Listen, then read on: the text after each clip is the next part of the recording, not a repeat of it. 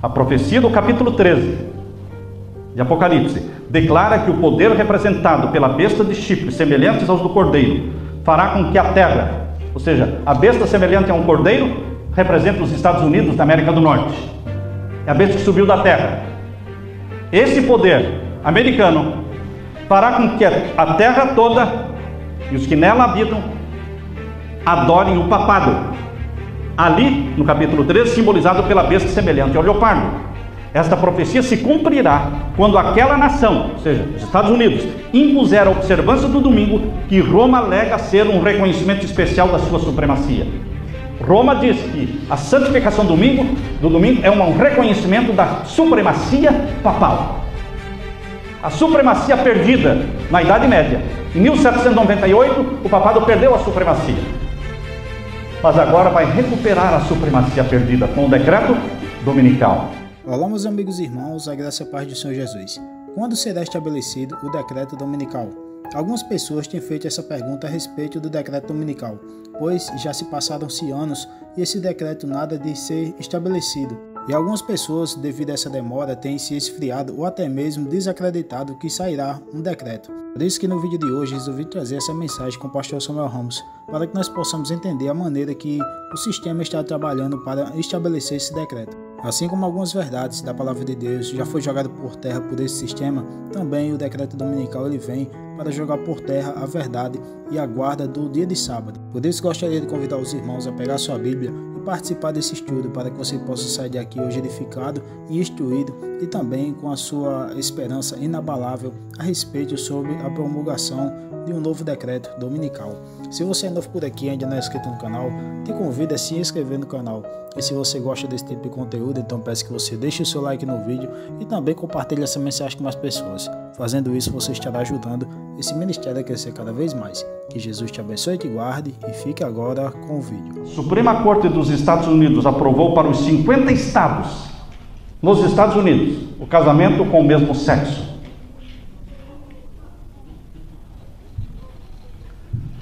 Milhares de adventistas colocaram uma bandeirinha colorida no seu Facebook. Você acredita nisso? Estou falando para uma igreja adventista. Você sabia que milhares de adventistas colocaram no seu Facebook uma bandeirinha colorida de aprovação quando esta lei foi aprovada pela Suprema Corte dos Estados Unidos? O nosso povo é pela Bíblia? Não, irmãos. Nosso povo está morno. É pelo mundo. É pelo mundão. Mas existe um remanescente dentro da igreja remanescente. Existe um remanescente dentro da igreja adventista que será salvo. Não é o povão que vai ser salvo. É o remanescente da igreja adventista, é o remanescente da igreja católica, é o remanescente da assembleia, é o remanescente do hinduísmo, é o remanescente do budismo, é o remanescente de cada igreja, de cada religião que será salvo. Queridos, essa lei aprovando o casamento com o mesmo sexo anulou, aboliu a primeira instituição sagrada e divina da Bíblia. Quando você vai para Gênesis capítulo 1, capítulo 2, a semana da criação, você descobre que a primeira instituição divina e sagrada, criada por Deus, foi o casamento. Antes do sábado. Porque o casamento foi criado na sexta-feira. O sábado foi criado no sétimo dia. Então a primeira instituição sagrada que chegou até você, que ainda existe, é o casamento. Com sexos diferentes. É um Adão com uma Eva.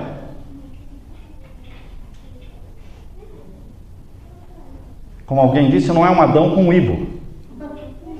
Queridos, pessoas de sexo diferente. Essa é uma instituição sagrada que se chama família, casamento. Isso foi abolido nos Estados Unidos pela Suprema Corte. Qual é a outra instituição sagrada que nos vem do capítulo 1 e 2 de Gênesis, da semana da criação? o sétimo dia como dia santo ao Senhor. Gênesis capítulo 2, verso 1 a 3. Vamos ler? Gênesis capítulo 2 e os versos 1 até o verso 3. Aqui lemos: Assim os céus e a terra e todo o seu exército foram acabados. E havendo Deus acabado no dia sétimo a sua obra que tinha feito, descansou no sétimo dia de toda a sua obra que tinha feito, e abençoou Deus o dia sétimo, e o santificou, porque nele descansou de toda a sua obra que Deus criara e fizera. Quando for aprovado o decreto dominical, logo, quando for aprovado o decreto dominical, eles terão abolido a segunda instituição divina, sagrada, que veio do Jardim do Éden. E Satanás estará muito feliz. Satanás está jubiloso, porque já aboliu a primeira instituição e agora ele parte para abolir a segunda instituição.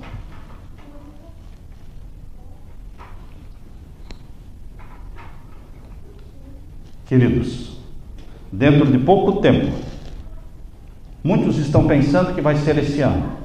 Eu digo, você não pode marcar a data para o decreto dominical. Mas pastor, não seria possível esse ano? Tudo é possível. Mas você não marca a data, porque a Bíblia não diz o dia, a hora que vai sair o decreto dominical. Mas vai ser logo. É como o terremoto, o cientista disse, nós não marcamos o dia nem a hora do terremoto, mas vai ser logo, ele falou. Já está atrasado.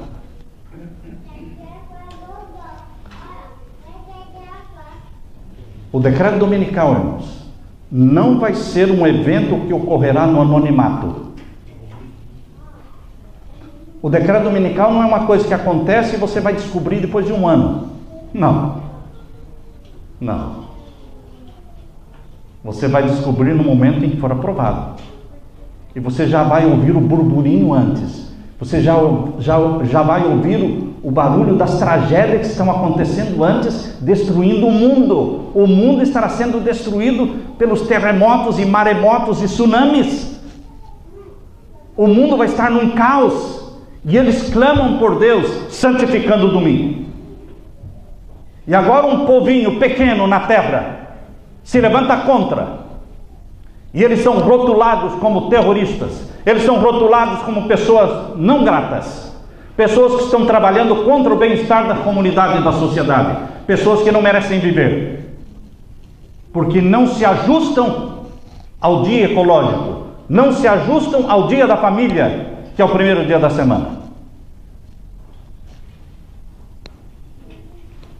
Por isso Deus, quando o povo de Deus estiver para proclamar, Apocalipse 18, verso 1 a 4, quando o povo de Deus estiver possuído pelo Espírito Santo, batizado pela chuva serôdia do Espírito Santo, os 144.000 estiverem proclamando a mensagem do alto clamor, que está em Apocalipse 18, versos 1 a 4. Por isso, nesse tempo, Deus vai anunciar, Deus vai sacudir o mundo, Deus vai ajudar a pregação. Você não vai pregar no vazio, você vai pregar para pessoas que querem ouvir. Lembra-se a história de Jonas? Jonas representa o povo adventista dormente. Porque o que era Jonas? Um dormente.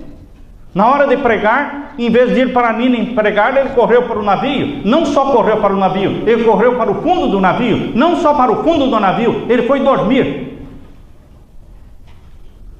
E Jonas só falou, porque o capitão do navio chegou para ele, acordou, sacudiu e disse: qual é o teu nome? Quem é o Deus que você serve? De onde você vem? Qual a tua missão? E então Jonas teve que falar. Foi como que com um saca-rolha. Sabe quando a pessoa usa um saca-rolha para abrir uma garrafa? Eles arrancaram a verdade da boca de Jonas como um saca-rolha. É assim que muitos adventistas vão aprender a falar. Adventistas dormentes, mornos, que vivem na comunidade e os vizinhos não sabem que ele é um adventista do sétimo dia. Está 10 anos na mesma comunidade e ninguém descobriu que ele é adventista, porque ele não é. Ele não é. Mas, meus queridos, a situação vai ter que mudar, porque Deus quer salvar o seu povo. Deus quer reavivar o seu povo. Por isso Deus vai fazer com que os sinais majestosos aconteçam no céu e na terra. E o mundo, o povo em volume grande, vai correr atrás dos adventistas e vai dizer: diga-me, o que é que está acontecendo? O que é isso? E muitos falarão, e muitos se converterão, muitos pegarão seus livros do grande conflito, a grande controvérsia, espalhados aos milhões nas casas por aí. E eles vão, parece que já li alguma coisa sobre isso, e vão buscar o livro, e vão ler sobre o decreto. Queridos, a besta de Apocalipse 13 está em alta. A besta do mar é o papado, Apocalipse 13. Está numa popularidade maior do que nunca teve antes. Nunca teve antes. Quando João Paulo II morreu, pensaram, dificilmente não vão ter mais um outro papa tão carismático, tão poderoso. Ele colocou o papado no topo, porque ele era muito carismático. Veio o Papa Bento XVI, nada, nem um pouco carismático. Veio por natureza. E agora ficaram pensando, e agora o Papa Francisco?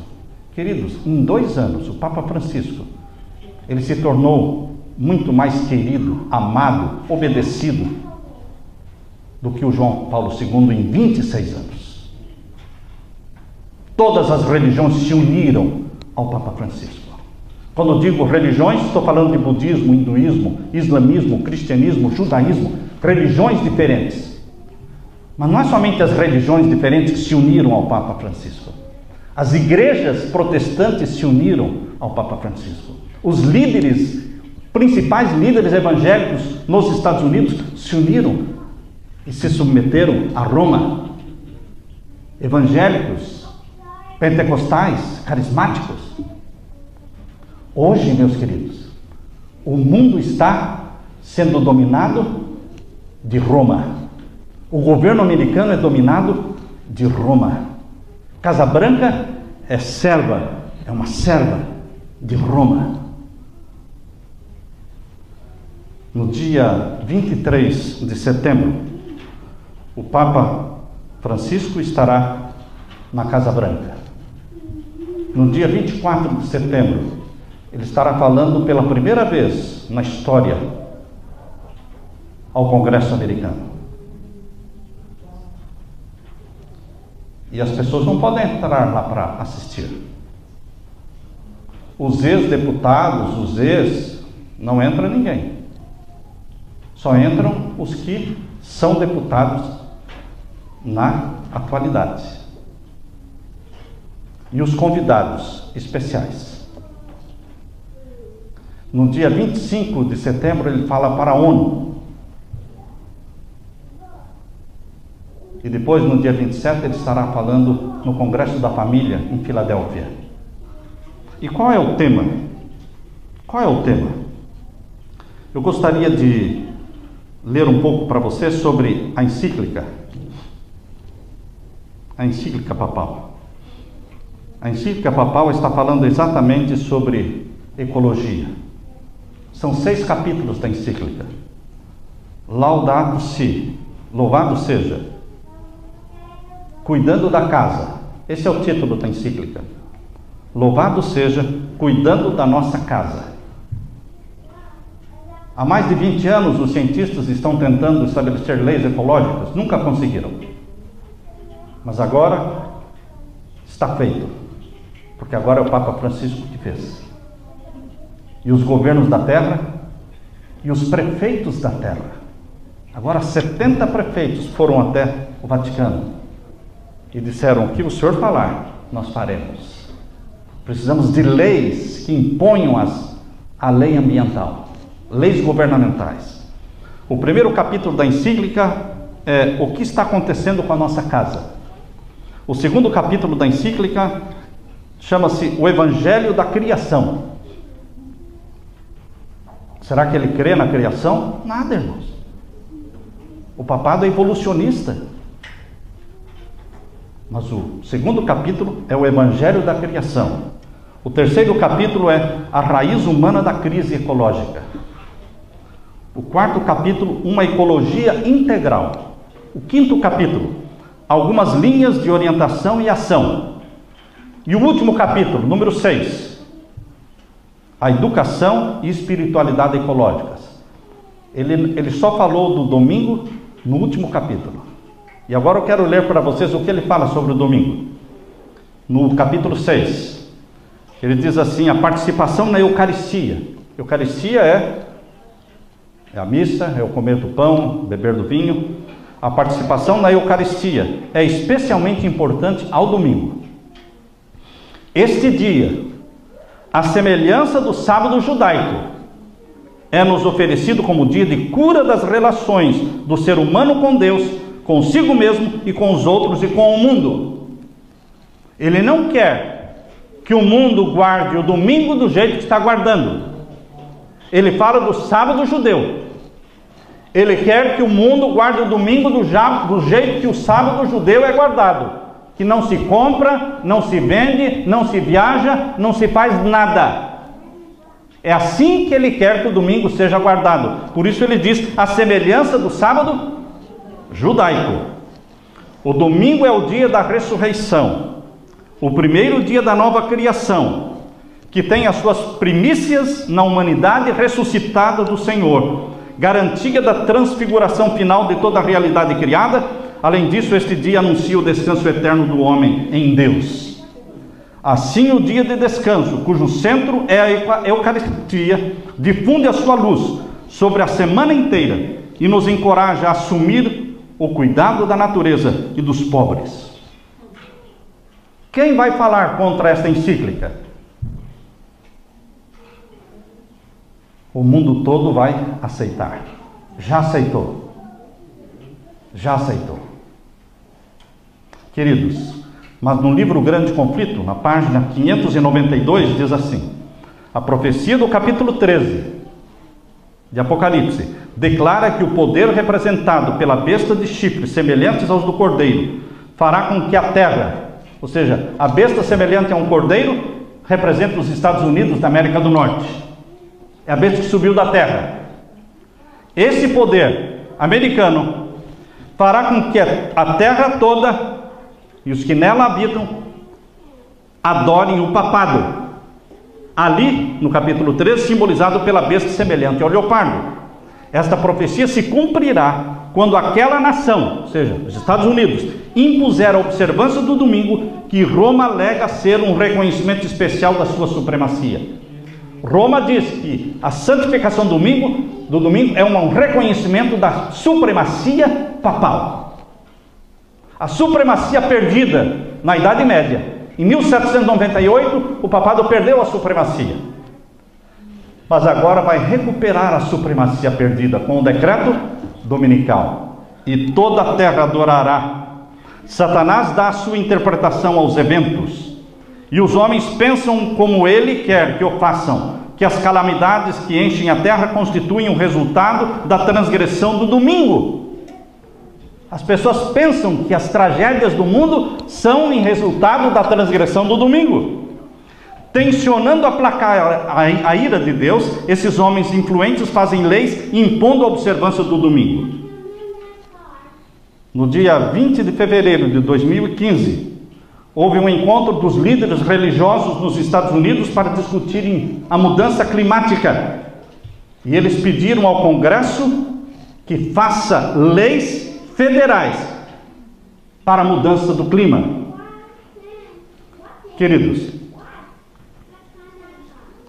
no dia 5 de julho de 2014, o Papa disse: domingo sem trabalho é bom não só para os fiéis. Não é só para os fiéis, é para todo mundo. Você pode combinar isso com o Catecismo Romano de 1994, que diz que as leis dominicais deveriam ser aprovadas pelos governos. A Aliança do Dia do Senhor. Aqui nos Estados Unidos existe uma instituição chamada Aliança do Dia do Senhor. No dia 18 de abril de 2015, escreveu um artigo intitulado O Domingo como Sinal da Unidade Cristã. Domingo vai ser o sinal da unidade cristã. E os que guardam o sábado serão o sinal de desunião. Nós vamos ser uma pedra no sapato? No dia 27 de março de 2015, houve um artigo na CNN, um dos principais canais de televisão, onde a senadora Sylvia Allen, lá do Arizona, ela declarou que todos deverão ir à igreja aos domingos. Sylvia Allen. Eles estavam discutindo sobre as armas, de eliminar as armas no país. E ela disse: o nosso problema não são as armas. Nosso problema é moral. Ela disse: como vamos ter um renascimento moral neste país? Eu não sei, disse ela, pois a religião está sendo corroída. Provavelmente não deveríamos estar aqui discutindo uma lei que requer que todo americano vá à igreja de sua escolha no domingo? Meus queridos, no livro O Grande Conflito, página 605, nós lemos: ao ser a questão da obrigatoriedade da observância do domingo amplamente agitada, vejam, a observância do domingo vai ser agitada, essa observância do domingo. Vê-se aproximar o fato há tanto tempo duvidado e descrido, e a terceira mensagem angélica produzirá um efeito que antes não seria possível produzir. A terceira mensagem angélica vai ter um poder muito maior com a agitação do decreto dominical. Há mais de 100 anos, irmãos, Ellen White escreveu isso. E hoje nós estamos vivendo a agitação do decreto dominical. Dr. Ben Carson, por que agora, justo agora, um médico adventista aposentado resolve se candidatar a ser presidente dos Estados Unidos? Vocês se lembram quando a rainha Esther? Vocês se lembram quando José no Egito? Vocês se lembram quando Daniel? Quando alguém que é fiel a Deus recebe o foco, coloca-se em foco também a crença, a doutrina, aquilo que ele crê. Quando John Kennedy se tornou presidente deste país, todos começaram a estudar mais as doutrinas católicas. Quando Mitt Romney se candidatou a presidente desse país, e ele era um forte candidato, todos começaram a estudar melhor as doutrinas mormons. E agora que Dr. Ben Carson é um dos candidatos, todos querem saber quem são estes adventistas do sétimo dia. Porque o jornal escreveu: Ben Carson é adventista do sétimo dia. E o jornal disse: quando você lê o artigo, diz que por causa da sua campanha eleitoral, as crenças adventistas estão em foco. Queridos, há mais de 100 anos, Ellen White escreveu, e isso está na meditação matinal Maranata. Se você tem essa meditação, Maranata, página 218, diz assim: nosso povo tem sido considerado muito insignificante para ser digno de nota. O que é o povo adventista? Muito insignificante no mundo, irmãos. Poucos conhecem os adventistas no mundo, principalmente nos Estados Unidos ou na Europa. Mas ela termina: mas haverá uma modificação. O povo adventista vai deixar de ser insignificante e vai se tornar foco das atenções mundiais. Porque o decreto dominical vai colocar em foco no mundo um povo que guarda o sábado. Um povo que se chama adventista do sétimo dia. Um povo que se chama povo judeu. O povo judeu guarda o sábado. A igreja adventista guarda o sábado. Mateus 24:12 diz: e este evangelho do reino será pregado em todo o mundo, em testemunha a todas as gentes, e então virá o fim. Mas como Jesus pode voltar se o evangelho não alcançou mais da metade do mundo hoje? Deus tem um plano, irmãos.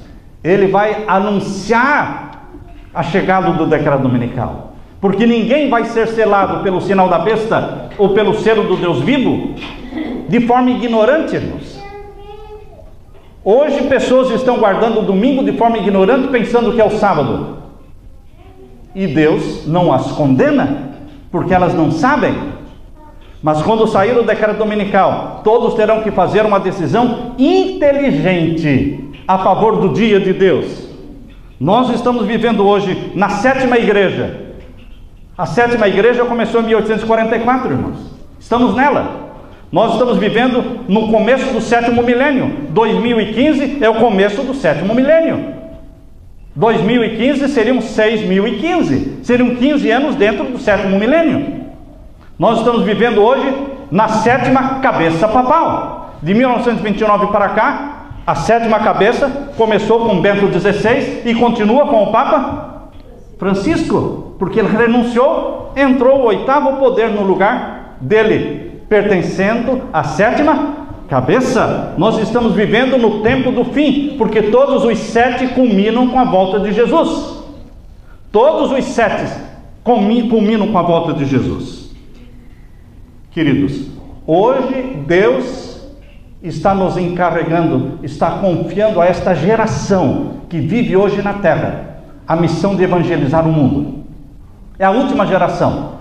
Eu não tenho medo de falar que a nossa geração é a última geração. E Jonas está representando esta geração dormente, morna. Deus quer nos acordar. Nós temos que pregar esta mensagem. Nós temos que sacudir o mundo com esta mensagem das 3 mensagens angélicas. A última geração é a melhor, é a mais forte, é a mais fiel. Vocês sabem que numa corrida de revezamento, eles deixam os mais fracos no primeiro lugar? Os primeiros que correm não são os melhores. Seja numa corrida, seja numa natação de revezamento, sempre eles colocam o mais forte, o melhor, mais preparado para o final. Por quê? Porque se os primeiros se atrasarem, se os primeiros tropeçarem, se os primeiros se atrapalharem, o último tira o atraso. Deus deixou você para a última geração. Não tem outra. Ou somos nós que vamos terminar a pregação do Evangelho. Não tem outra. Você é ungido pelo Espírito Santo. Você é batizado pelo Espírito Santo. Você tem que pregar essa mensagem para a salvação daquela grande multidão que ninguém podia contar. Você foi chamado por Deus. É privilégio meu e seu vivemos nesta última geração e sermos batizados pelo Espírito Santo. Eu convido você a abraçar essa mensagem. Eu convido você a romper com seus pecados conhecidos. Eu convido você a se reconciliar com quem precisa ser reconciliado. Eu convoco para buscar diariamente o batismo do Espírito Santo, a se desiludir com este mundo e a colocar o pensamento no céu, porque é de lá que virá o nosso socorro, bem presente na hora da angústia. Ora bem, Senhor Jesus. Se você gostou do vídeo, não se esqueça de se inscrever no canal, deixar seu like e também compartilhar o vídeo. Que Jesus te abençoe e até a próxima.